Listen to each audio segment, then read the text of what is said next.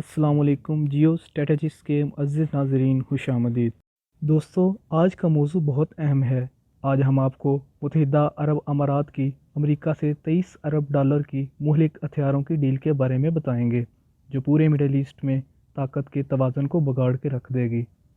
اس معاہدے کے پس منظر میں جانے سے پہلے ہم آپ کو بتاتے چلیں کہ 23 ارب ڈالر کے اس معاہدے میں 10 ارب ڈالر کے 50 F-35 5th جنریشن فائٹرز، تقریباً 3 ارب ڈالر کے 18 ریپر ڈرونز اور 10 ارب ڈالر کے ہوا سے ہوا اور ہوا سے زمین پر مار کرنے والے میزائل شامل ہیں۔ دوستو، F-35 دنیا کے جدید ترین فائٹرز ہیں، جن کو اس طرح ڈیزائن کیا گیا ہے کہ یہ ریڈار پر نظر آنے کے بغیر اپنے ہدف کو نشانہ بناتے ہیں۔ جہاں تک بات ریپر ڈرون کی ہے، یہ لیزر گائیڈڈ میزائل سے لیس ہوتا ہے۔ یہ وہی ڈرون ہے جسے گزشتہ سال امریکہ نے ایرانی جنرل قاسم سلیمانی پر حملے کے لیے استعمال کیا۔ آخر کیا وجہ ہے کہ امریکہ UAE پر اس قدر مہربان ہے کہ اسے اپنی جدید ترین ٹیکنالوجی سے آراستہ کر رہا ہے؟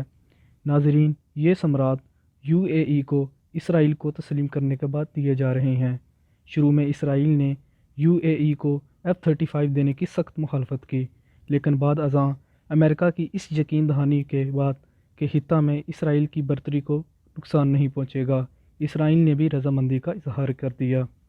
یہ بات قابل غور ہے کہ اسرائیل دنیا کا پہلا ملک ہے جس نے امریکہ سے 50 F-35 طیارے خریدے، جن میں سے 24 ان کی ایئر فورس میں شامل ہو چکے ہیں۔ اس کے علاوہ اسرائیل دنیا کا وہ واحد ملک ہے جس کو F-35 میں تبدیلیاں کرنے کا امریکہ کی طرف سے حق دیا گیا ہے۔ لیکن تاحال بہت سے اسرائیلی ملٹری آفیسرز کو اس معاہدے پر اعتراضات ہیں۔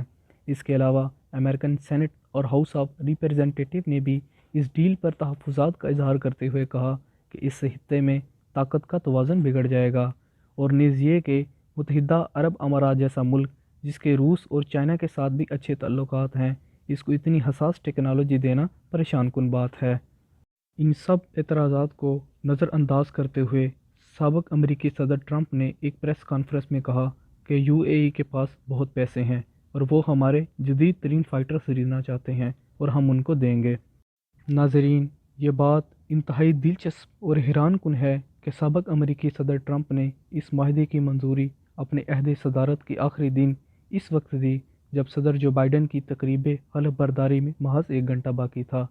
اس معاہدے کی منظوری کے بعد UAE عرب دنیا کا پہلا ملک بن جائے گا جو F-35 اسٹیلتھ فائٹرز خریدے گا۔ دوستو، یہ تو عجب کی بات ہے کہ متحدہ عرب امارات جیسے ملک کو اس قدر جدید اور مہنگا اسلحہ خریدنے کی کیا ضرورت ہے؟ اس کی بہت ساری وجوہات ہیں۔ یمن میں سعودی جنگ کا UAE اہم اتحادی ہے۔ اس جنگ کی وجہ سے وہاں پہلے ہی انسانی المیہ جنم لے چکا ہے۔ سینکڑوں معصوم شہری اپنی جانوں سے ہاتھ دھو بیٹھے ہیں۔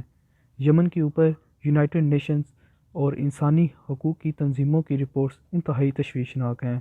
اس کے علاوہ UAE کا لیبیا کی جنگ میں بھی اہم کردار ہے۔ بظاہر یہ اسلحہ انہی جنگوں میں استعمال کیا جائے گا۔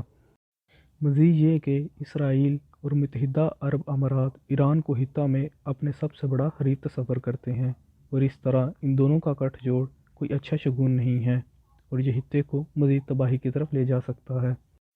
ناظرین، جیسا کہ آپ جانتے ہیں کہ امریکہ میں اب حکومت بدل چکی ہے اور صدر جو بائیڈن سابق امریکی صدر ٹرمپ کی بہت ساری پالیسیوں سے اتفاق نہیں کرتے۔